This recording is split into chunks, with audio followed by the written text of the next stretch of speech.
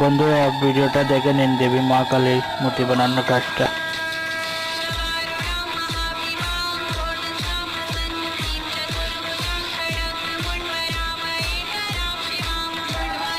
ভিডিওটা না টেনে ফুল ভিডিওটা দেখবেন।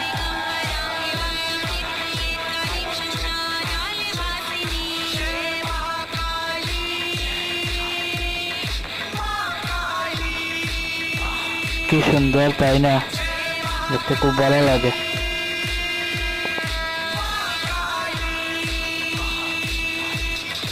আর যদি আপনাদের ভিডিওটা ভালো লাগে তাহলে একটা লাইক করবেন আর কমেন্টে জয় শ্রী মা কালী লিখতে ভুলবেন না, আর চ্যানেলটাকে সাবস্ক্রাইব করতে ভুলবেন না।